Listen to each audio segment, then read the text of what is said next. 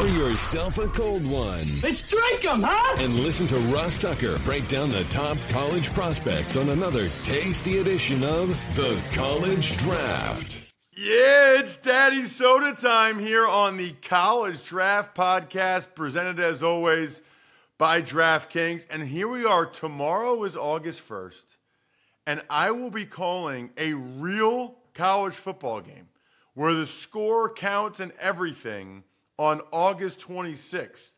Hawaii at Vanderbilt. Looking forward to that. That's on the radio, which means we have 27 days until I call that game, which means Emory and I need to get busy breaking down some of these positions over the next few weeks. Obviously, quarterback, usually the primary one. You can check me out on social media at Ross Tucker NFL. We are at Ross Tucker Pod. Emory's the star of the show. I love him for so many reasons. He's the man. His tweets crack me up from time to time. Nobody works harder. Nobody loves football more than me.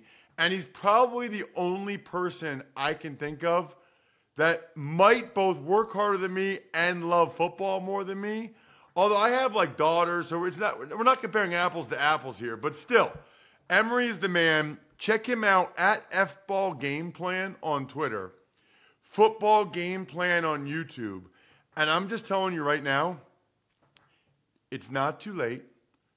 Do yourself a service and go to footballgameplan.com/2023 draft guide.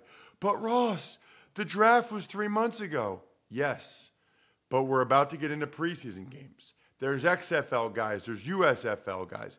Nobody knows more about the undrafted guys. They're going to play the whole second half of the 200 preseason games coming up.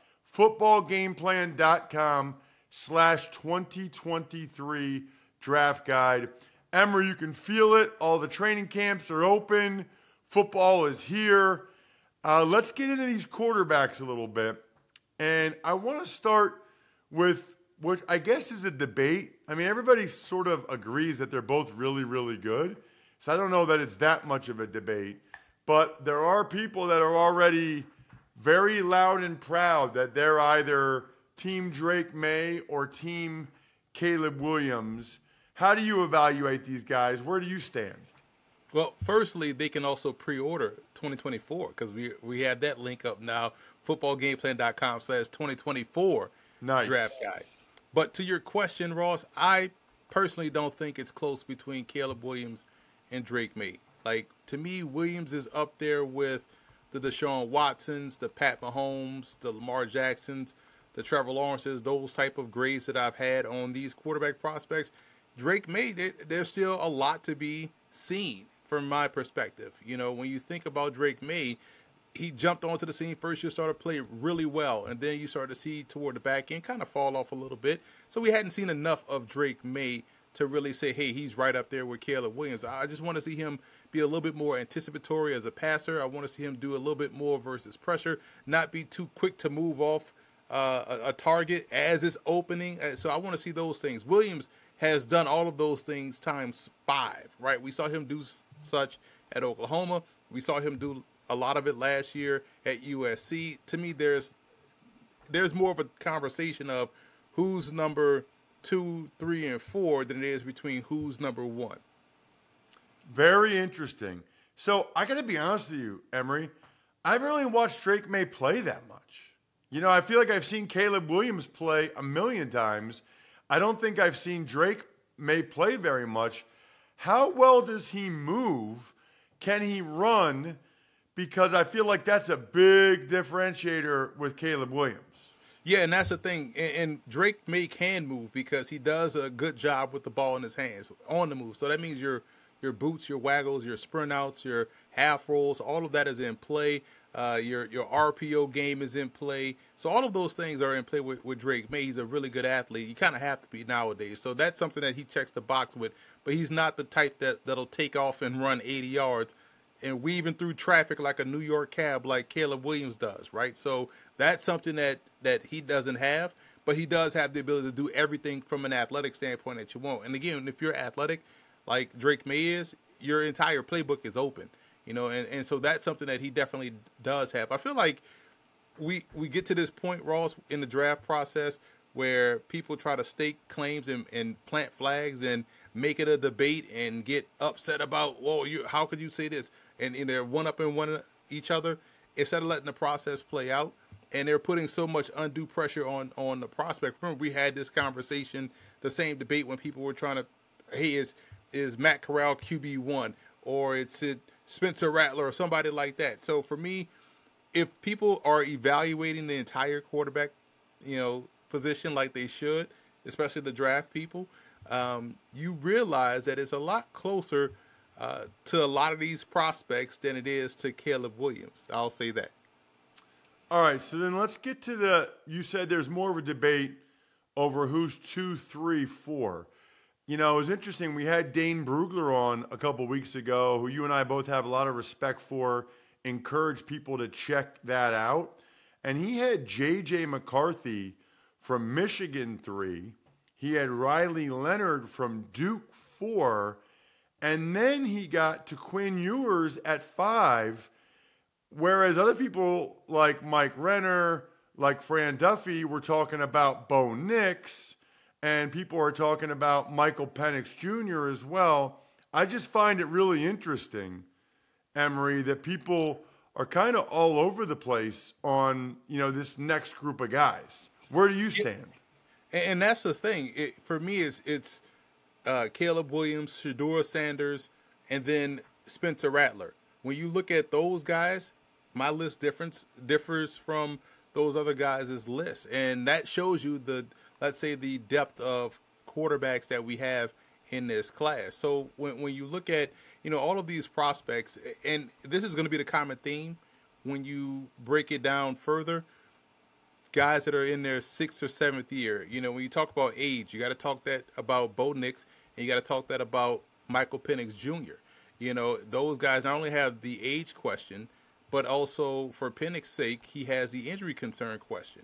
How durable is he? Can he stay healthy for a full season like he did last year? If he can stack those two things, it says, hey, okay, well, it looks like that is behind him. But then you wonder, okay, how much upside does he or Bo Nix have? And I know quarterbacks can play into their 40, but not everybody is Tom Brady or Aaron Rodgers in terms of how they can play late in their career. So we'll see how much that happens. But also, on the other side of the argument, if I can get 7 years of good play out of you as a quarterback prospect, I say that's pretty doggone good, right? So I could see both sides of the age argument. But for me, when you look at a Shedeur Sanders, right, maybe I'm the only one that watched Jackson State because when he came out of high school and there was a lot of talk about him going to Jackson State and what Jackson State was going to do. Remember, he didn't play in that spring season that we had during COVID.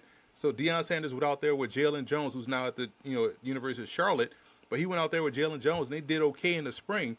And he said this team that you saw in the spring won't be the team you see in the fall. We get into the fall, Shedeur Sanders goes out there as a true freshman and just lights it up. Wins the Jerry Rice Award, which is the FCS Freshman Player of the Year award. Did that with great touchdown to interception ratio. I think 33 touchdowns to only 6 interceptions. Second year, Black College National Player of the Year. He won that again. This guy had 40 touchdowns, 6 picks, I believe, 70% completion percentage. His game is so much like Joe Burrow, it's not even funny. From an athletic standpoint to his decision-making, that's what really stood out to me in how he threw the football from a decision-making standpoint. He saw the game like a senior quarterback, and that was just so impressive. And when your mind is operating at a faster pace in a higher level, the ball comes out of your hand quickly. It goes where it needs to be. And I think that's something that people need to really start to get their heads around when you're talking about Shedeur Sanders. So I'm excited to see how he does in Colorado. Now, he's a true junior. I don't know if he'll come out after this year, but, if he has a great year. But, man, it'll be fun to watch him do what he did at Jackson State for 2 seasons in the Pac-12. All right, so that leads to a question for me, Emory. He's Deion's kid, right? Right. So how well does he run?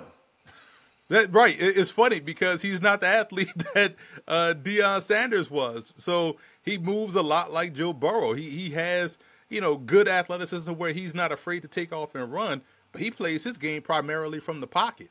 And it's not that he can't get out on the move. He can. it doesn't look as explosive as you would expect Deion Sanders to a Deion Sanders kid to play, right? But he does have very good athleticism. He's more of your classic drop back passer, like Joe Burrow, than what we are seeing now with guys like Drake Maye or Caleb Williams, or to some extent J.J. McCarthy as a very good athlete as well. So it's funny to watch him. You expect him to run a 4.2. That's not going to be Shedeur Sanders' game. But man, when you talk about from the pocket, touch, timing, accuracy, this dude has the goods. And he had it as a true freshman, and watched him stack that as a sophomore was super impressive. And this is a highly accomplished player. Now he's going to be around, P5 talent, a P5 offensive line. I expect him to do the same things he did at Jackson State at Colorado. You know who else has the goods? The Game Time app. I am obsessed with this thing, Emory. And this is the best time to get on the Game Time app. You know why? Number one, end of summer concerts. So you can see what concerts are still going where you live because it goes by location. Number two, preseason games. You would be absolutely shocked how inexpensive preseason games are. It is the place for last-minute ticket deals. There's a reason why it's the fastest growing ticketing app in the country. You can even see exactly where the seat would be. Snag the tickets without the stress with Game Time. Download the Game Time app, create an account, and use code DRAFT for $20 off your first purchase. Terms apply. Again, create an account and redeem code DRAFT for $20 off. Download Game Time today. Last minute tickets, lowest price, guaranteed. Emory, let's dive into Spencer Rattler because, man, he lit it up for a few games last year towards the end of the season in South Carolina, having a couple of really big wins. And, a year ago or 2 years ago, maybe he was coming in as the number one guy. People were saying the number one pick. Now it's like, I don't even find him in the top 10. Yeah, it's fascinating how quickly the tide can turn. But what we talk about the tide turning, we saw last year within the last 4 games, him really lock in, find consistency, and make plays. Yeah, he still had some questionable interceptions in those games that he really stood out. First being Tennessee, then we saw them go and do a great job in upsetting Clemson. So this guy has the tools. His arm strength is ridiculous. It's an easy throw for him. He could touch every quadrant of the field with his arm strength and velocity. He has the ability to create off script, but that also could be the gift and the curse where it can get him in trouble when he forces some things. But in terms of him making every throw and threatening a tight window, Spencer Rattler is still a top-tier prospect, and I feel like if he can bottle up those last 4 games that we saw, including the bowl game against Notre Dame, into what we expect to be a full season of play, South Carolina, to me, offensively should be really good. Defensively, they lost some key pieces, especially in the secondary. So we'll see them kind of be a work in progress as they start the season. But I feel like the offense is very good enough to where it can carry them until the defense gets their sea legs. So for me, Rattler is definitely someone that's going to be in that first-round conversation because of his physical talent. And if it starts to click for him like he did the last 4 games, if we see that over the course of the 12 or 19 games they play now in college football in a regular season, I think we'll talk about him as that first-round quarterback. And, again, pushing for that QB2 spot. So, like I said, there's a lot more conversation about QB2 than there is about QB1. What about some of these other guys, Emory?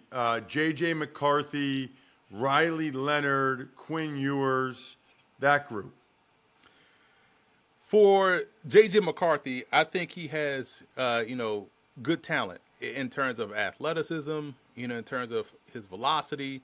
Obviously, the pure arm strength is the big question mark when you're watching him throw outside the numbers. I know what sticks out in everybody's mind is the last game we saw him play against TCU, struggled throwing outside the numbers. The ball was late and inside, and he went back the other way. So when you have that question and you think about NFL throws, okay, well, maybe his arm strength isn't as strong enough to really threaten the outside or pepper certain targets in a tight window. So he's going to have to play a confined game within the numbers, right, and down the middle of the field. I think he can throw the ball with some timing. I think he does have very good placement on his passes and his accuracy.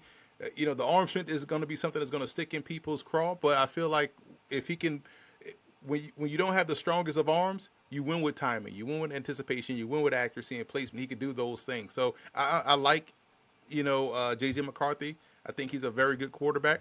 Leonard, I feel like Leonard is, he's still a work in progress in my opinion. I've seen some talks of him, being a first round pick or whatnot.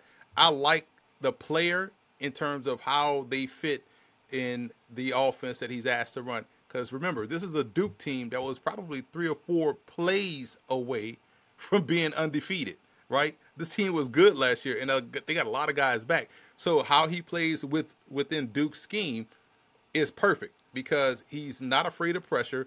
He's very athletic. He runs tough, too. He's able to lower his shoulder and burrow through defenders, and he makes good throws when the timing it needs to happen. Like, hey, you got to make a throw now. He's able to keep his eyes downfield and find a target, screaming free or something like that. So I still am high on Duke as a team, but just from a pro prospect perspective, you want to see a little bit more from Leonard. And yours, I wish we would have saw him the entire game against Alabama because he was doing some marvelous things. And he gets hurt, and so you always got to factor that in when you're watching film from the last season. Okay, when he came back, how did he play? Was he still favoring whatever injury he had? Was he a little bit too hesitant? I feel like he has to be better at stepping into his throws. A lot of the passes tend to sail a little bit, which invites the defender back into the play. But if he can just step in, fire, be decisive with his throws, lower body mechanics is going to be a thing. He has a weird windup, and I don't care too much about how guys throw as long as the ball gets there. So for me, it's about can his lower body mechanics, be more consistent that'll help him drive the football, and he'll be able to beat some of these tight window coverages that he's seeing. So yours to me, this year is going to be big for him, and whether or not he stays as a junior or he comes out early, because I know people are expecting him to come out.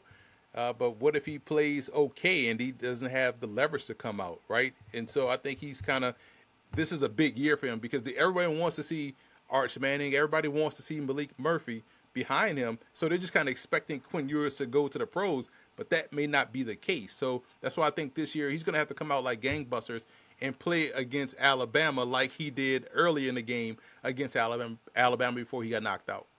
I know another under-the-radar quarterback that you like, Emory, is Jalon Daniels at Kansas. Watching those guys last year is like Duke. You watch those guys and you don't expect them to be a football power, but Kansas was in a lot of games and they won a lot of games for Kansas from a Kansas perspective. I just feel like, Daniels played exceptionally well. The timing, the touch, the anticipation was perfect. He's good off play action, good footwork, can throw on the move, all of those things. Does get a little bit reckless with the football at times in a pocket, where he's trying to make something happen and, he'll fumble the ball or he'll put the ball in harm's way, a risky throw. But when he's playing within, the timing perspective or he's playing on pace, on schedule, the ball is beautiful and he gives them a chance to win. And I think when you think about someone that's 5'11", 210 pounds, I'm glad we're in this post, quarterback size has to be a thing, era of football where a guy like Jalon Daniels can get a good opportunity. And it's weird because he's another one of these guys that people are projecting to come out, but he's also a junior. So I don't know. Whenever the eligibility stuff gets back right, you can end up grading 100 guys and 95 of them go back to school, right? So it's like you got to figure out where this person is, and a lot of it all depends on how they play. And if Kansas can be good again and get to a bowl game and Daniels can stay out there for a full season because he was banged up, missed some games last year, then this would be a big season for him too. Well, and NIL has changed that a lot for quarterbacks. If you're going to be a late-round pick or maybe undrafted, these guys are getting a lot of money. I mean, you hear some of the numbers they're getting offered to go to schools to be their starting quarterback. These guys are better off staying in college, a lot of them, from a money standpoint, than leaving unless they're going to go really, really high. By the way, Emory, this episode is sponsored by BetterHelp. I am a huge fan of where we are now as a society as it relates to mental health. and I know a lot of people that have benefited from therapy. I think everyone knows that if you're going through something, you got tough choices, maybe you got some struggles. If you're thinking of starting therapy, give BetterHelp a try. It's entirely online. It's designed to be convenient, flexible, suited to your schedule. You just fill out a brief questionnaire to get matched with a licensed therapist and switch therapists anytime for no additional charge. Let therapy be your map with BetterHelp. Visit BetterHelp.com/draft today to get 10% off your first month. That's BetterHelp, help.com/draft. By the way, whether it's Game Time or BetterHelp or any of these, do yourself a favor. Take advantage of one of the sponsors. Send me an email, ross@rosstucker.com, because you can get into the next best ball draft with Joe and I on the Fantasy Feast. You get $500. The winner gets $500. I mean, we're giving out, and it's no entry fee, and the winner gets 500, big one. So take advantage of a sponsor. Hit me up, ross@rosstucker.com. Let's get to a couple of group of five guys, Emory. And this guy, I rarely say this, especially when the team, I don't even know if they had won a game at that point. But I did an Akron game last year, Emory, and watching the tape, I could not believe some of the throws that DJ Irons could make. I mean, as good as any quarterback anywhere. Yeah, it didn't make sense, right, Ross? Because if you go and watch their game against Tennessee, Ohio State, or Auburn, you're like, this dude actually is throwing the heck out of the football. And he's 6'6", 205. Credit to Joe Moorhead. Fantastic coach. My guy, Joe Moorhead. Great offensive mind. He has two quarterbacks. He has him and Jeff Undercuffler, right? So he has two good quarterbacks that's going to be playing pro ball. But Irons is someone that could legitimately make every throw on the field. Great decision maker with the football. Now, there are times where he can put too much touch on the pass, and that invites the defender back into the play and makes it a tougher play. But I feel like no one is talking enough about DJ Irons and how he's playing the quarterback position. So for me, this year, Akron should be better. They played in a lot of interesting games last year. I feel like they should be better. He can he can drive the football down the field, drive the offense down the field. You saw that against Tennessee. Like, he was just making A-plus decisions. And I feel like with his size, his ability to play from the neck up, and his physical ability, why isn't he getting talked about enough? So obviously I put my, XFL, USFL GM hat on. Like, I might want to get ahead of this before the NFL does, because we know how the NFL is. And so this is someone, it's rare to see these sleeper prospects come from FBS programs, but DJ Irons, to me, and this Akron team is going to be a fly in the ointment in the MAC, but Irons, to me, is going to get into one of these postseason all-star games and do a fantastic job. I feel like not a lot of people have even watched Akron football, but also haven't talked enough about the DJ Irons. All right, you got about 30 seconds, Emory. Give me a small college guy. You got to give me at least one guy that's non-FBS. Cade Peterson's Grand Valley State, phenomenal talent, can win inside, outside the pocket, definitely can make every throw on the football field, great leadership skills, and I love that he's tough. Grand Valley State is always on the cusp of getting to the national championship game. I think Peterson is the one to get him there, but that's a guy that you definitely want to keep an eye on. Yeah, D2 Grand Valley State. I know you also like Jalen Maiden at San Diego State. I did a couple of his games last year. He did a lot of really good things. I mean, the guy was playing safety and getting snaps early in the year, and then midway through the season, they switched him to quarterback, or at least back to quarterback, and that obviously ended up being a real positive for him.